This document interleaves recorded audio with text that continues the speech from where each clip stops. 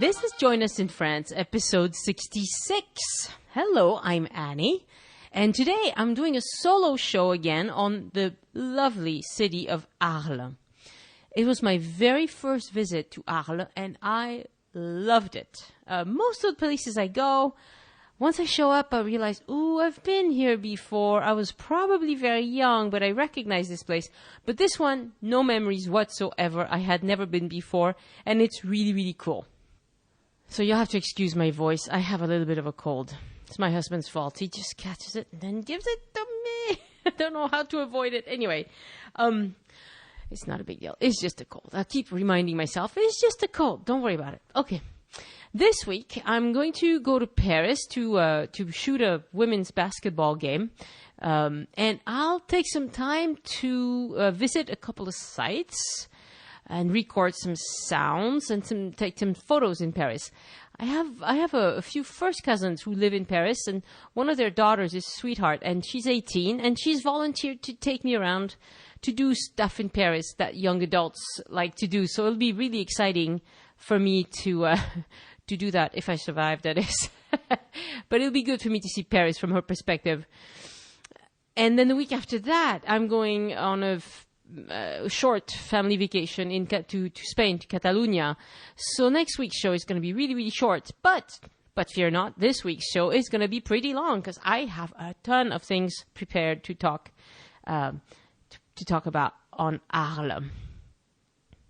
I'm making really good progress on my first e-guide, so I'm on track. I'm really happy about that, and I look forward to releasing that probably late May.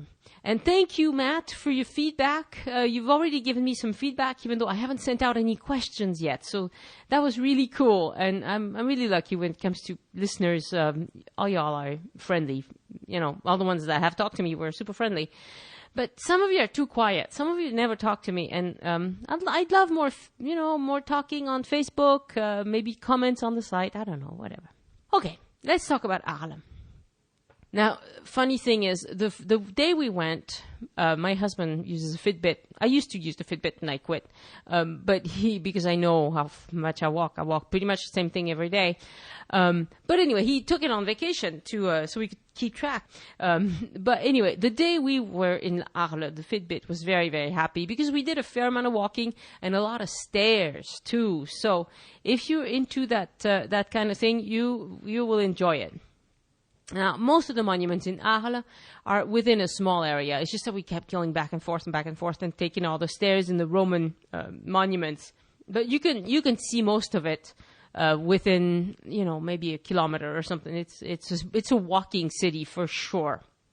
There's also a rickshaw service in Arles, if that's your thing. And the reason why I'm talking about it is because they also do a luggage check service. It's called Taco & Co. I don't know why they called it Taco, but that's what it's called. And it's about 200 meters away from the regular train station. It's at the Gare Routière, which is the regional bus stop, I guess you could call it. And they'll hang on to your luggage for €5 for the day. Of course, it's only 9 a.m. to 7 p.m., but still, that's not a lot of money. And if you're arriving by train and you just want to stop in Arles and visit the city, it's a really cool thing to do. You can just leave your stuff there, which I think is extraordinary. And also, you can, of course, have them take you around on their little rickshaws thing. So that's pretty cool. Okay, so where is Arles? Geographically, it's 40 minutes south by car of the Pont du Gard, which I talked about in episode 65 last week. But it's in a different department than the Pont du Gard. It's in the Bouches-du-Rhône, so it's number 13 on the license plates, and it's officially part of the Provence region, which French people, we call it PACA. I don't know why we could call it Provence, couldn't we? But, we have to have an acronym for everything. Also, the Parc Naturel Régional de Camargue is just to the south of Arles. So you'll be close to the marshlands and the wild horses and some nice beach towns too. So it's really well situated. I had to dig into the history of Arles because when we were there, I hadn't done all my reading yet, and honestly, some of the stuff I looked at didn't make a lot of sense.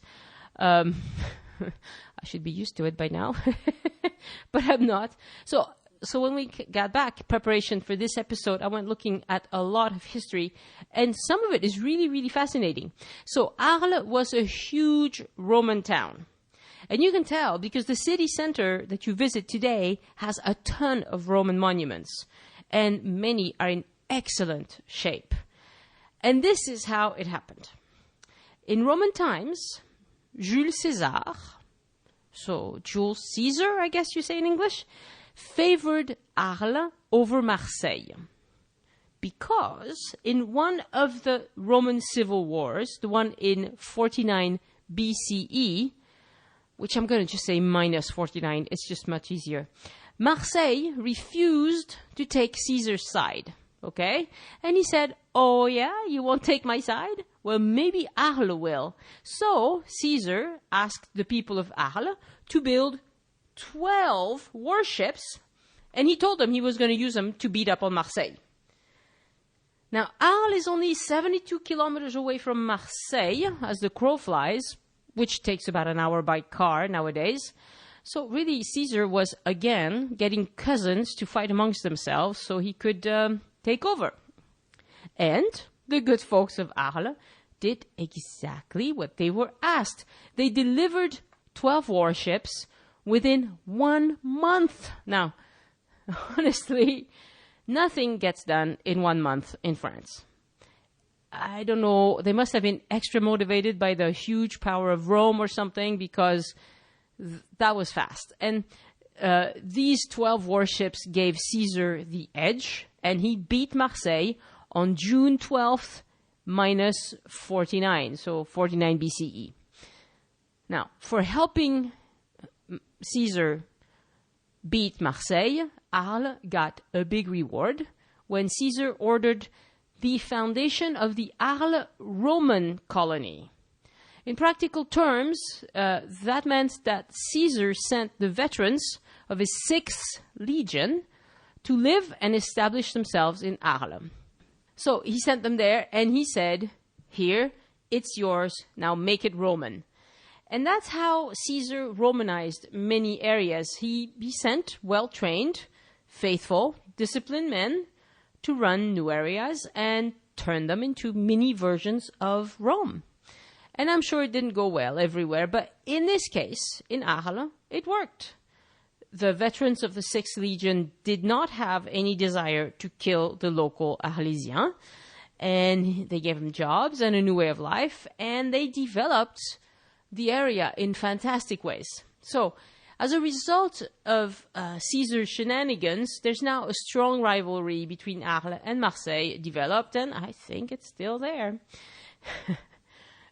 When Caesar was assassinated on March 15th, negative 44, Marseille gained a bit of an edge over Arles, but it didn't last long because Caesar's nephew and adoptive son, Octavius, who was to become the Emperor Augustus, also favored Arles and even paid a personal visit, we think, in negative 40, so 40 BCE, to further strengthen Arles. So by now, the native people from Arles can become Roman citizens, and that changed everything. And they can participate in Roman political life, and the Romans start making plans to put in place a ton of Roman infrastructure in Arles. So they did 5 things. First of all, they did a forum. And unfortunately, that's the one monument where, the one thing that not much of that is left today, other than its basement, which they call Crypto Porticus, and I'll talk more on that later. The second thing is they built a triumphant arch, and they probably built maybe 2 or 3, historians can't agree, but none of those are left today. So the third thing is they built an amphitheater. The construction for that ended in 80 to 90 of the Common Era. Can you picture the Colosseum in Rome? Well, that's an amphitheater. And the term Colosseum is reserved for the one in Rome because it was the biggest one. It had 50,000 seats, I think. The others were smaller.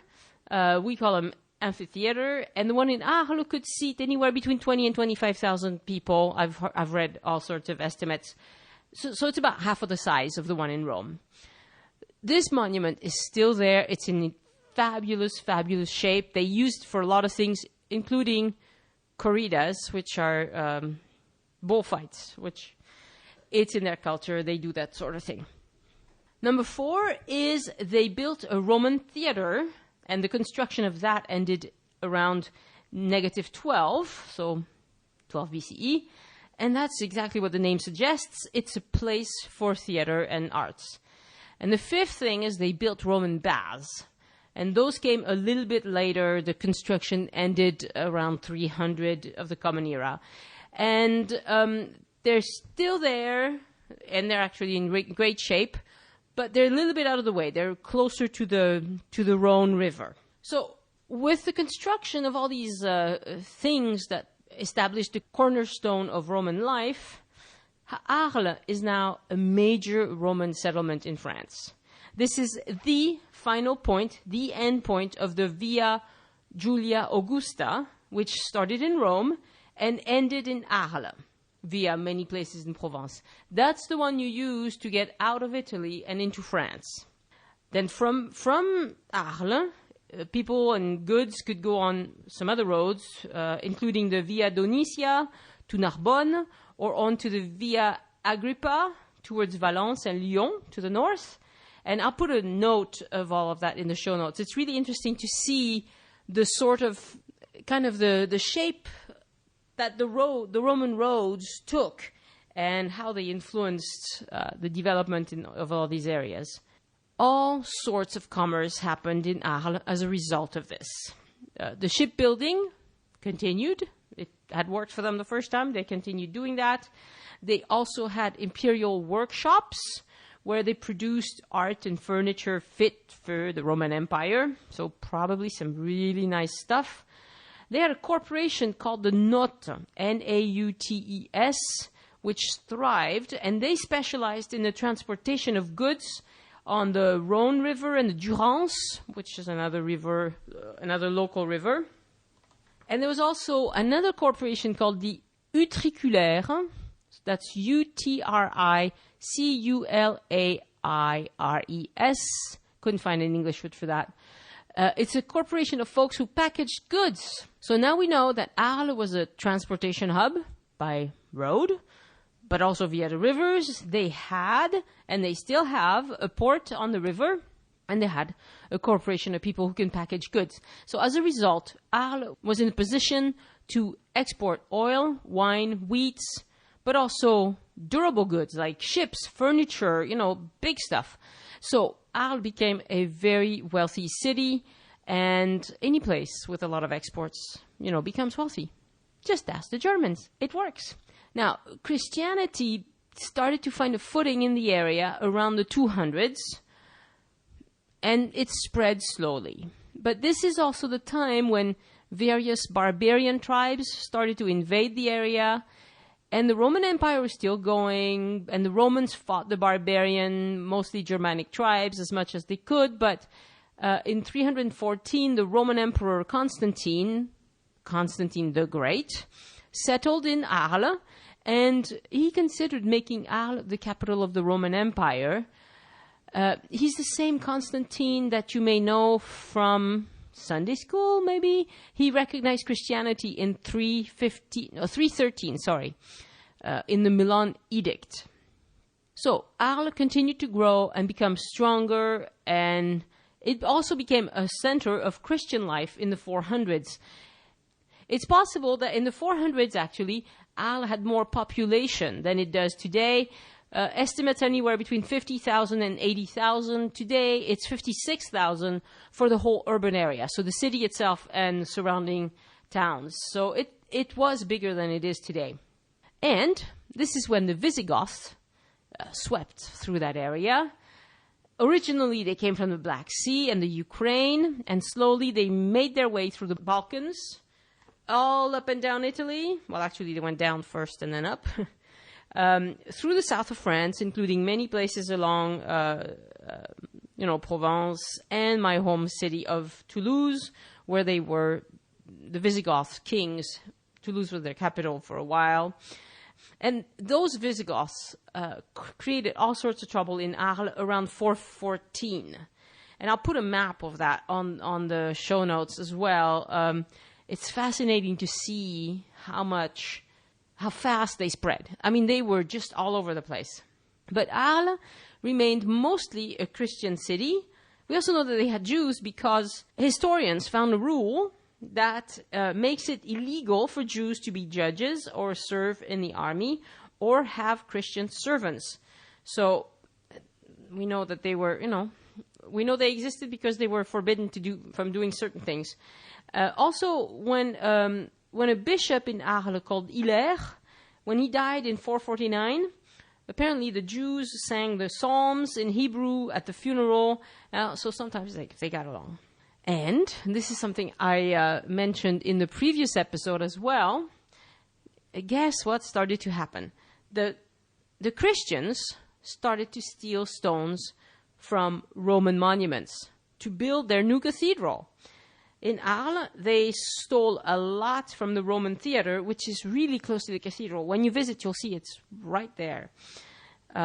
Because, of course, those were the closest stones that they could find. And also, the Christians didn't really approve of theater, so it suited them very well to get rid of it.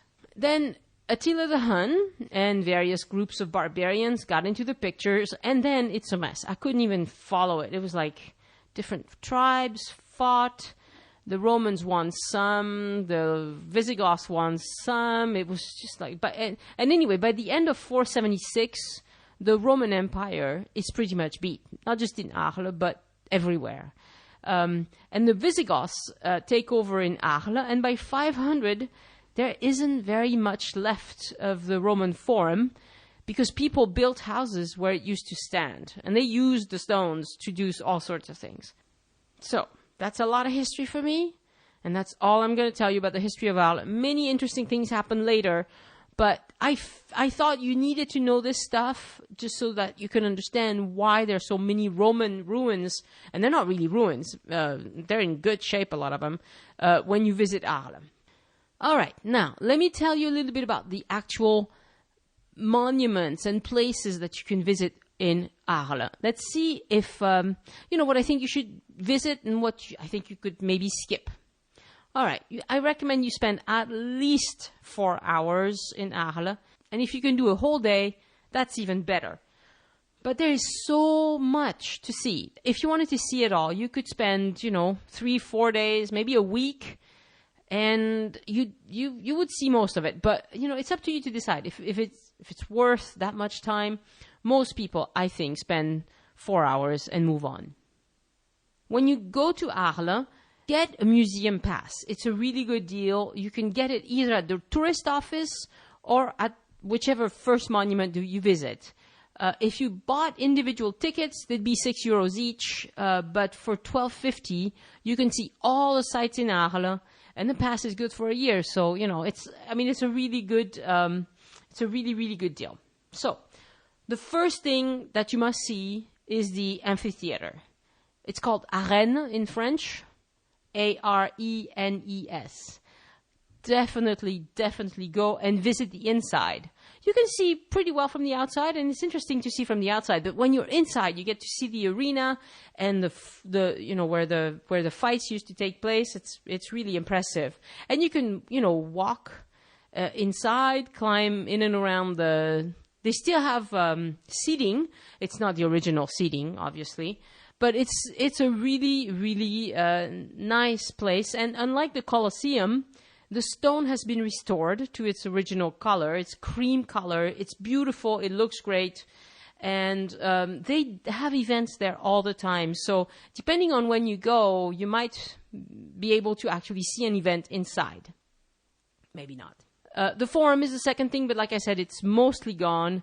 There's one plaza called Forum, Place du Forum, where there's one kind of portico left. I'll put a picture on joinusinfrance.com/66. It's nice, but it's not there's nothing much left. Now, the Roman theater is very good. They did steal a lot of stones from that, but there's still quite a bit left. And definitely go inside. Climb around if you can. It's a very cool place. I'll put pictures on the website and on the e-guide as well. It could hold up to 10,000 people. And the original stage is gone, but they've built a wooden stage, and you can carry on the wooden stage if you want. The amphitheater and the Roman theater are really close to one another, maybe 500 meters away. The fourth thing I want to talk about is the cryptoportique. Crypto means underground, and portico means something that carries a building or a structure. It used to carry the forum, and now it carries houses. If you get the museum pass and you have time, why not? But if you are pressed for time, maybe I wouldn't visit that one. The entrance, if you want to find it, is inside of the Hôtel de Ville, so the city hall. It's kind of counterintuitive, but that's really where it is. You have to go inside a city hall to find the entrance to the cryptoportico. In English, I'll call it cryptoportico. Now, a few things to consider to make your choice about the cryptoportico. It's not well lit. If you don't like dark and damp places, I would guess you're not going to like it. On the other hand, if it's a really hot day, it might be a good place to cool off. I think people who love to see Roman structural architecture will absolutely love it. If you want to take pictures, it's probably going to be a little too dark for most camera equipment. Although if you like a challenge, photographic challenge, that would be a good one. I think overall that kids over 10 will love it because it's a really good place to run around and play hide and go seek. Younger kids might get spooked, because it is dark and creepy in there a little bit. You'll mostly be left alone to walk along the underground corridors. You're not going to get a lot of explanation, besides what I've talked about here. And they built these tunnels with arches to support the forum. For an architect, it's really interesting. I honestly, I would skip that pretty easily. The other thing that you can see is the Constantine thermal baths. They are some of the best preserved Roman baths in France, but you're not going to see any plumbing fixtures. Mostly what's left is the Roman walls. It's a little bit out of the way. I mean, not too bad. It's maybe 10 minutes walk or something. It's towards the river. If you haven't seen Roman baths before, definitely, go see those because they're really good ones. If you love hydrotherapy, of course, it's also worth a visit. It won't take more than half an hour. You kind of have to have a lot of imagination to get the most out of it because the signage isn't great. And, the issue is historians, if they're not 100% sure of something, they don't say anything. And so, since they're not 100% sure of most things, that's why a lot of these places don't have any signage. They're not going to be happy to put in on the actual Roman bath, oh, this is how they use this, because they might be found to be totally wrong, and they don't like that. Which, yeah, I mean, you can use your imagination, but it's, to me, it'd be so much funner if I could just go and have a, reenactment or something. And they do reenactments. I'll get to that in a little bit. All right. Another site is called Les Alicants. It's another quick visit. Maybe it'll take 15, 20 minutes. It's a lovely park with very old stuff inside. It used to be a large and famous cemetery in Roman times and in the Middle Ages. There's lots of sarcophagi. There's so many sarcophagi. It'll help you realize how big and rich Arles really was. Paul Gauguin painted this site on October 1888, and so did Van Gogh in November and October 1888. So the dates overlap. I don't know if they saw each other there or not, but it's possible, probably. I'll put some photos of their, artistic renditions on joinusinfrance.com/66. Is it worth a visit? Well, I think if you're spending more than one day in Arles, yes. Otherwise, no. It's a little bit out of the way again, I'd easily skip that one. Next one is the Saint-Trophime, a cloister. The cloister. It's right downtown with the amphitheater and the Roman theater. Definitely go see that. It's really nice. It'll take you maybe half an hour to see it all, but it's a lovely, lovely cloister. And there's a fun story. Okay, so cloisters have a lot of pillars, right? And on top of these pillars are the capitals. And they're all sculpted. They're lovely, lovely. And they were being renovated. There's a woman there gently scraping with a toothbrush and a little spray bottle. That's going to take her a long while. But the place looks fabulous. So she's been at this for a while, I would guess. So on one of the capitals, there's a fun story, and you can ask your kids to find it, of Martha and the dragon. So the story is like this. There was a dragon, and it was feared all over Provence. I'll spare you the details, but this dragon was really mean and nasty. But when Martha, who was the sister of Mary Magdalene, came to Provence, she came up the Rhone Valley, says the story, to preach the gospel. And she ran into the fearsome dragon and preached to it and sang it hymns. And the dragon was so charmed by this woman that he didn't put any sort of resistance when the villagers came to kill him. And of course, because she had delivered them from the dragon, now the villagers were more willing to listen to Martha, and so they converted to Christianity. So, it's a beautiful, it's a nice story, and it's definitely a gorgeous cloister, and I would not miss it. Right outside the cloister, you have a very, very ornate church entrance. Again, I'll put pictures on joinusinfrance.com/66 and also on the e-guide. This church entrance is Provençal art from the 1100s, late 1100s. It's absolutely fabulous. It's wonderful. It's very ornate.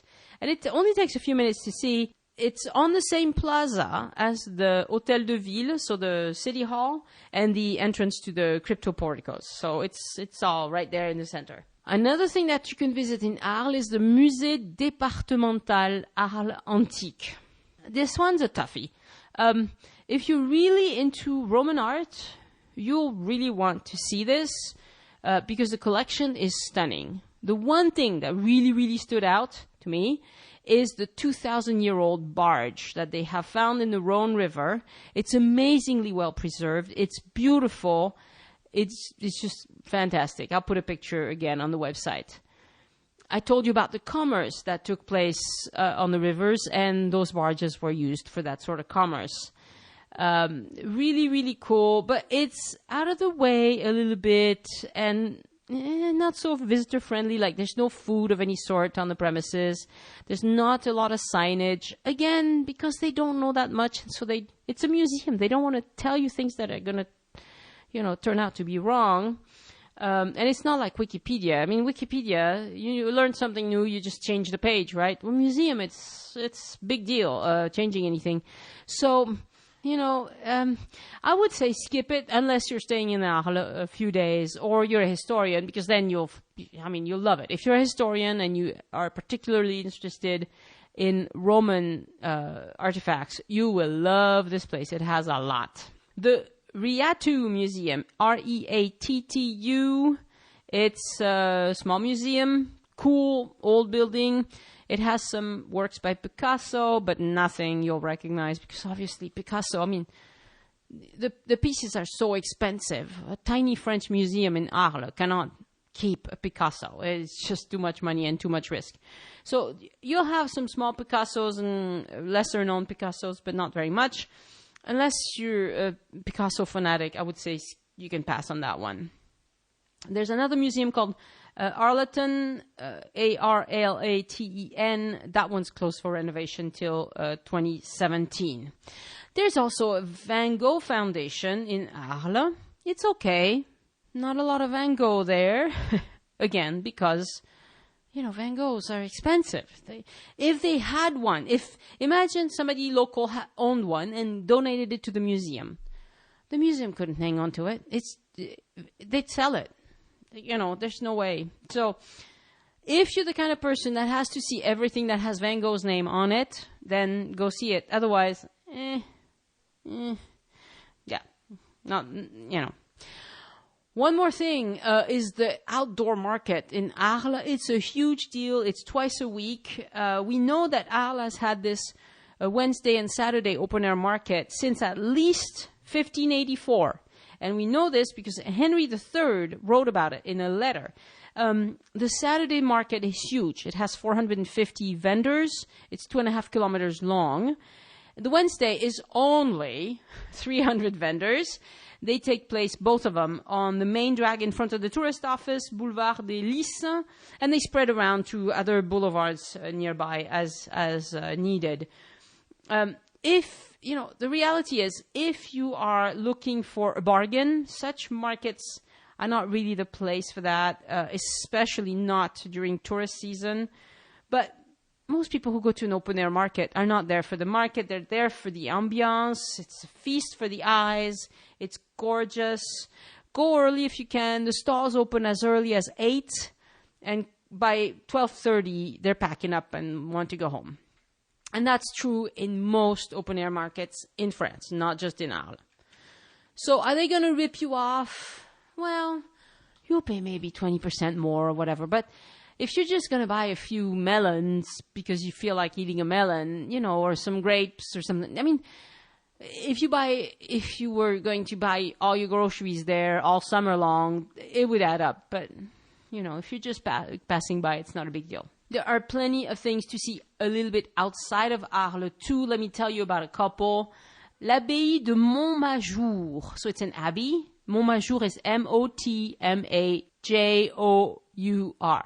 It's 10 kilometers away from the center of Arles by car, and it's not Roman. Bravo! It's a Benedictine abbey from 948. So it's pretty old too. It's one of the richest, most beautiful Benedictine abbeys. It was abandoned in the 1700s, and then it took a beating after the French Revolution. But it's very nice. You'll see some nice views from the countryside and Arles if you go up the tower. There are lots and lots of graves of monks. It was used apparently in the filming of a movie called Lion in Winter. And I know this is a big shock. Van Gogh painted it in a piece called Coucher de Soleil à Montmajour, dated July 1888. Now, you're not going to see that painting in the Abbey because it belongs to a private collector. But if you want to see a picture of it, I'll put it on the website, joinusinfrance.com/66, and also on the e-guide. It's a fine abbey, really. There are many, many abbeys in Provence. I'm not sure that one is the one not to miss, but it's nice. If you have the time, it's a nice one. Okay, one more. This is the one that made me laugh. There's something called Pont Van Gogh. French people call it Pont Langlois, Langlois. And you'll probably recognize this bridge when you see it on the photo. As far as we know, Van Gogh painted that particular bridge 10 times in total.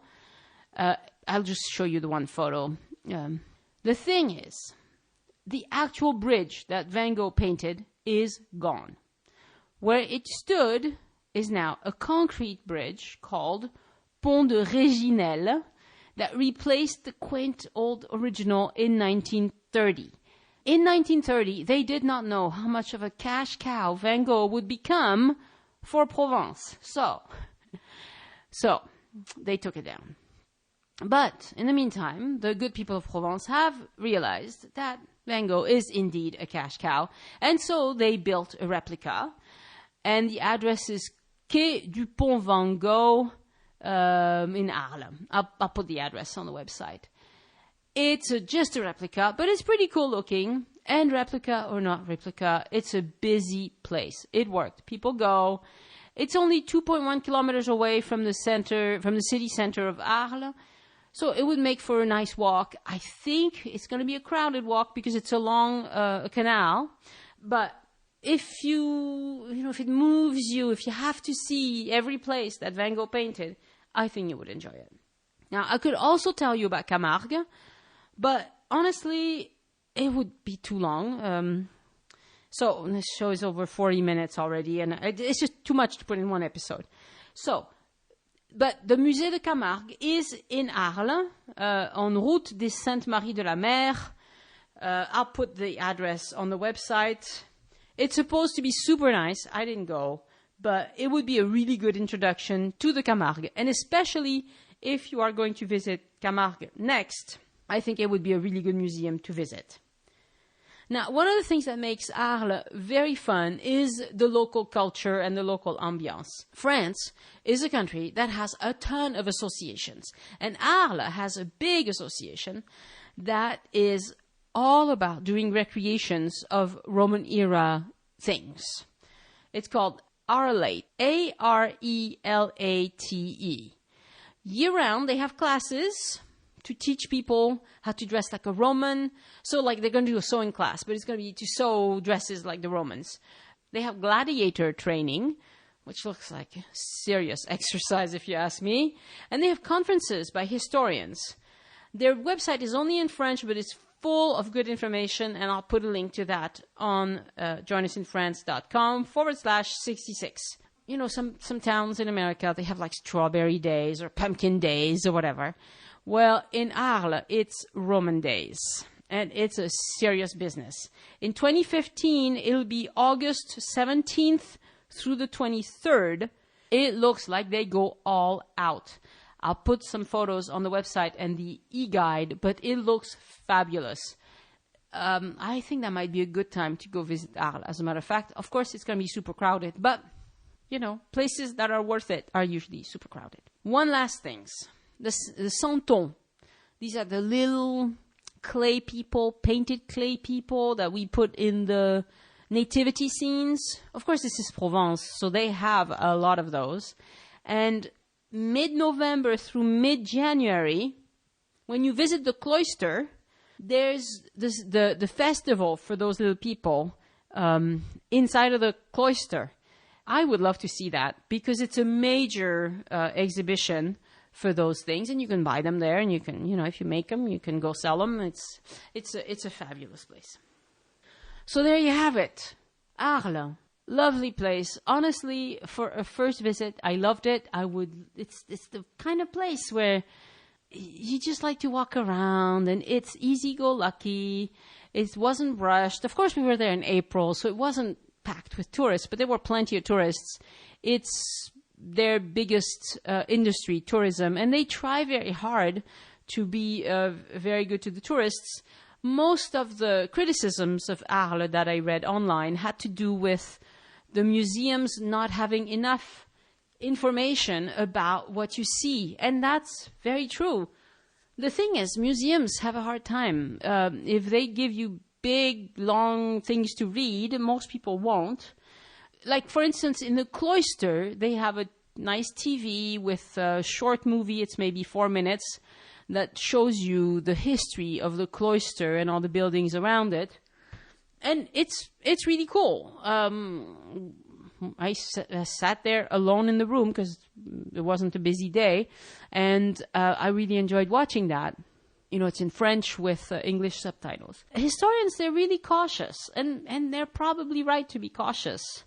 If you want more, I think with the historical background I gave you in this episode about how Arles was, you know, bigger than Marseille back then because they did this huge favor for Caesar, and how the Romans sent their legion when they retired to live in Arles.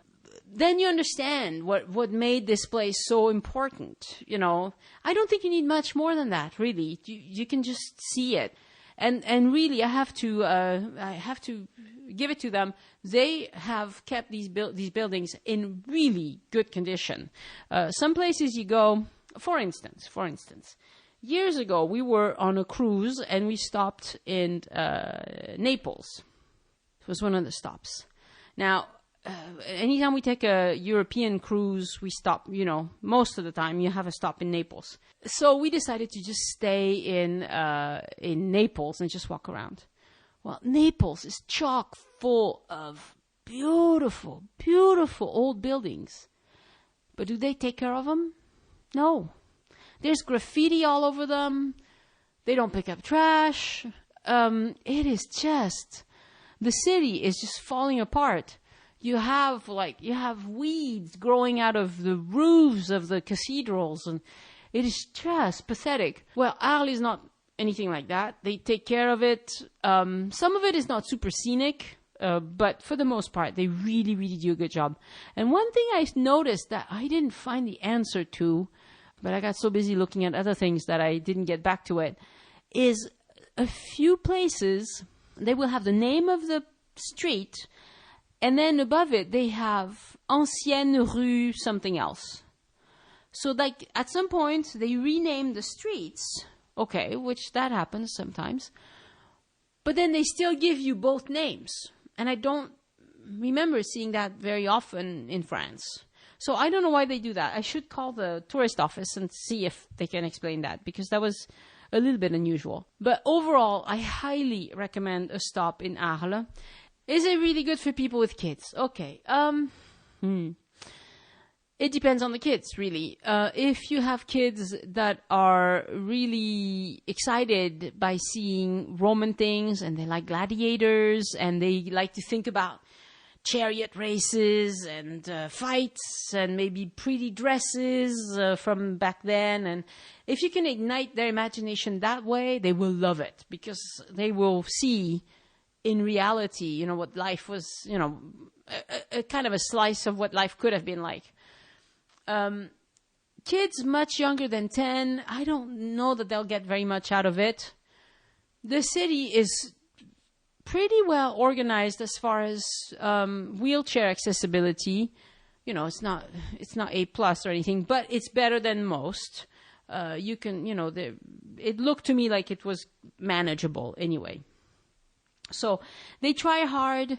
I think it's beautiful. If it's not too hot, you'll have a lovely, lovely day. Would I spend a whole week in Arles? Probably not. Not as a tourist. If I had to work there, I think I'd get used to it. It's lovely. It's really beautiful. But as a tourist, I don't think it's worth a week. I think a day is great. In a day, I'd go to the amphitheater, the theater, maybe the crypto portico. Yeah, it's right there. So I'd see the cloister for sure. And then I'd be done, I think. A nice lunch, and move on. That's how I would do it. All right. Thank you very much, everybody. Please give me more feedback. I love it when you talk to me. Au revoir. I'm closing the show today on one of my favorite pieces of music by Bizet called L'Arlésienne. And Arlésienne means the woman from Arles. It was written to enhance a play based on a story by Alphonse Daudet, who was originally from Nîmes. Now, Americans have not heard of that Alphonse Daudet, but every French person has heard of him. He's written some beautiful little stories that we read to kids. They're just great. Anyway, this story is so famous that lots of artists were inspired by it, including Van Gogh, of course, and he painted a series of 6 portraits, which he called L'Arlésienne. L'Arlésienne tells the story of a young man from the countryside who falls madly in love with a young lady from the city of Arles, who he met at the Roman arena in Arles. Her parents finally agree to the marriage to this country bumpkin, and the two of them are very happy.